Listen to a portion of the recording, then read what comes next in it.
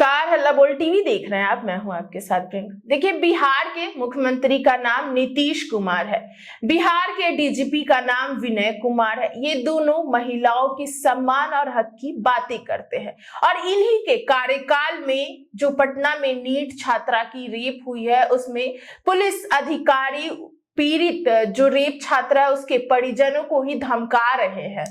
अपराधियों को ना, उसके जितने भी परिजन है, परिवार वाले हैं, माता पिता मामा, उनको ही धमका रहे हैं और कह रहे हैं कि बता देंगे।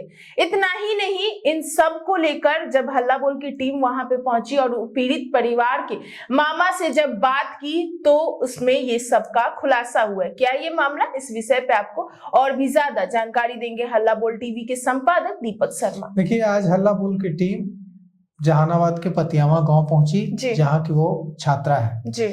वो छात्रा अब इस दुनिया में नहीं है। बिल्कुल।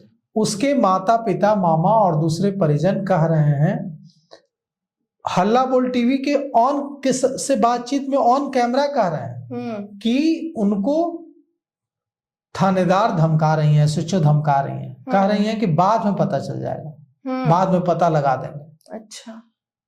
जिसकी बेटी चली गई है उसको कोई क्या धमका लेगा? बिल्कुल। जिसकी, और कैसी है ये पुलिस जो अपराधियों को धमकाती नहीं है, पीड़िता के परिजनों को धमकाती है। बिल्कुल।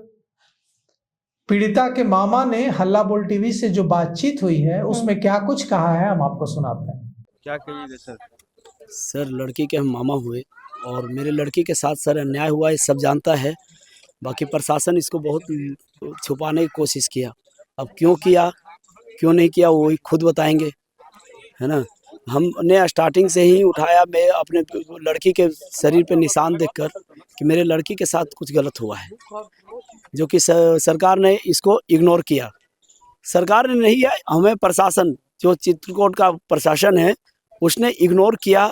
किस दबाव से किया वो खुद बताएंगी और आज भी उसको लिपा पोताई करने के चक्कर में लगे हुए हैं। उम्र भी चेंज करने का काम कर रहा था प्रशासन। हाँ, उम्र भी चेंज किए। उन लोग 17 वर्ष 2 महीने थे लड़की का एज और उन्होंने 18 वर्ष FIR में करवाया। कब तक न्याय मिलने की उम्मीद है सर? ये तो हमें अब खुद पे भरोसा नहीं है कि हमें कब तक न्याय मिलेगा। करना चाहते हैं सरकार से? हम उसको निष्पक्ष जांच कमेटी बनाएं ताकि हमें न्याय मिल सके। हमें पुलिस प्रशासन पे खाली भरोसा नहीं है और ना मुझे SSP साहब पे है। SSP साहब को जब मैं कॉल कर रहा हूँ ना अटेंड कर रहे हैं। कल मैंने 4-5 बार कॉल किया, SSP साहब अटेंड नहीं किए। मुझे सुबह 11 बजे से लेके शाम को 8 बजे तक बैठाए रहे थाना पर। SHO मैडम आई नहीं, और आई भी तो उनके द्वारा कहा जा रहा है कि 10 साल के बाद पता चलेगा। क्या मुझे धमकी दे रहे हैं? अच्छा, गायत्री 2 साल से हॉस्टल में रह रही थी, कभी आप लोग को कुछ बताई नहीं? नहीं, मुझे कुछ ऐसा बताइए। क्या पीछे कारण हो सकती है? सर, ये बहुत बड़ा रैकेट है। अब वो पकड़ाने के बाद ही जब दोषी पकड़ाएगा, कानून से बड़ा कोई हाथ नहीं है सर। तो कानून यदि चाहेगी तो उसको विथिन 24 आवर्स के अंदर वो पकड़ सकता है। अब पकड़ने के बाद पता चलेगा कौन कौन इसमें सम्मिलित है। तो देखिए, पीड़िता के मामा क्या कह रहे हैं। बिल्कुल। वो जो छात्रा जो नीट की तैयारी करती थी और जिस पर कहा जा रहा है कि रेप हुआ है, सेक्सुअल असॉल्ट हुआ है, वो जो छात्रा के मामा हैं वो कह रहे हैं कि पुलिस का रवैया हमारे साथ बिल्कुल अपमानजनक है। पुलिस के अफसर फोन नहीं उठाते हैं, थाने जाते हैं तो सुबह से लेकर शाम तक बैठा कर रखा जाता है और SHO मिलती तक नहीं है। कहा जा रहा है कि जब आ रहे हैं पुलिस अफसर तो धमका रहे हैं हमें ही। अच्छा। कि बाद में पता चलेगा। उसके बाद एक और आरोप लगाया है। आरोप ये है, पीड़िता के जो मामा है, मृतका के जो मामा है, मृतक छात्रा के, उन्होंने आरोप लगाया है कि पुलिस बहुत ज्यादा अन्याय कर रही है। जो छात्रा है उसकी उम्र 17 साल कुछ महीने थी। बिल्कुल। इन लोगों ने बताया कि वो नाबालिग है, 18 साल की नहीं हुई, लेकिन उसकी उम्र 18 साल लिख दी गई। अच्छा। FIR में। ये क्या हो रहा है? कौन है ये लोग? बिल्कुल। जो कानून से खिलवाड़ कर रहे हैं। जब 17 साल कुछ महीने की वो छात्रा है, नाबालिग है, 18 की नहीं हुई है, तो क्यों 18 की लिखा जा रहा है, जानते हैं क्यों लिखा जा रहा है? इसलिए क्योंकि जैसे ही नाबालिग होती है कोई लड़की, उस पे जो धाराएं लगती हैं वो धाराएं बहुत गंभीर होती हैं। अच्छा। और जब एक बालिग हो जाती है तो जो धाराएं लगती हैं वो भी गंभीर होती हैं। लेकिन जो नाबालिग वाली धाराएं हैं, ज्यादा गंभीर, पॉस्को जो है वो बहुत गंभीर धाराएं जी। इन धाराओं से बचाने के लिए पुलिस ऐसा कर रही है। बिल्कुल। पुलिस किसको बचा रही है और किसके साथ पर? पीड़िता के परिजनों को धमका रही है। और क्या फायदा है ऐसी जिंदगी जी करके? जीने की क्या जरूरत है फिर? अगर आप एक पीड़िता के परिजनों को ढांढस नहीं बंधा सकते हैं तो क्या मतलब है सिस्टम का? क्यों जरूरी है यह सिस्टम? क्या हमारा सिस्टम सड़ गया है? क्या हमारा सिस्टम में जंग खा गया है?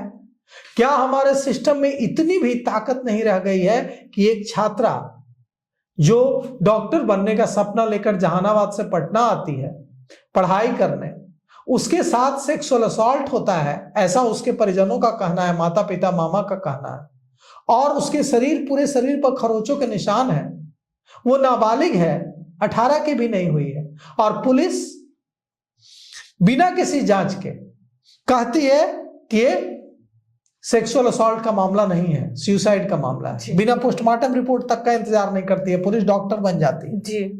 और अब पुलिस पर आरोप लगा रहे हैं परिजन कि उन्हें धमकाया जा रहा है। छी, शर्म आती है अपने राज्य के लिए, अपने राज्य की पुलिस के लिए।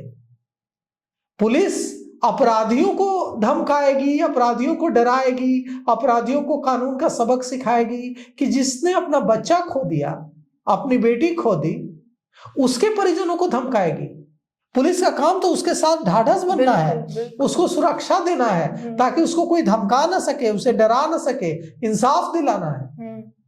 और ये कौन है? ये पुलिसकर्मी कौन है? ये SHO कौन है? ये पुलिस अफसर जो इस बेटी के परिजनों को धमका रहे हैं।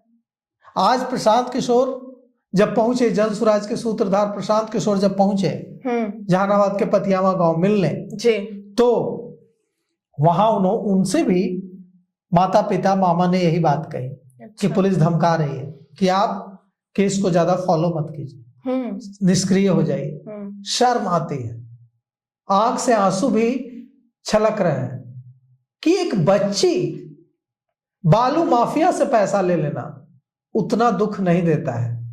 कोयला माफिया, पत्थर माफिया, भूमि माफिया से पैसा जब पुलिस लेती हुई पकड़ी जाती है तो इतना तकलीफ नहीं होता है। लेकिन एक बच्ची, हर किसी के परिवार में ऐसी बच्चियां होती हैं जो पढ़ने लिखने कुछ बनने का सपना लेकर गांव से शहर आती है, उसके साथ कुछ ऐसा होता है जो पूरे समाज का सिर शर्म से नीचा करने वाला है, पूरे शरीर पर खरोचों के निशान है। पोस्टमार्टम रिपोर्ट कह रही है कि सेक्सुअल असॉल्ट से इनकार नहीं किया जा सकता है। और पुलिस क्या कर रही है? पुलिस अपनी ऊर्जा, अपनी एनर्जी, तिस्मार खां पुलिस अपनी ऊर्जा, अपनी एनर्जी कहां खर्च कर रही है? तो पीड़िता के परिजनों को डराने में, उन्हें बताने में कि बाद में पता चल जाएगा।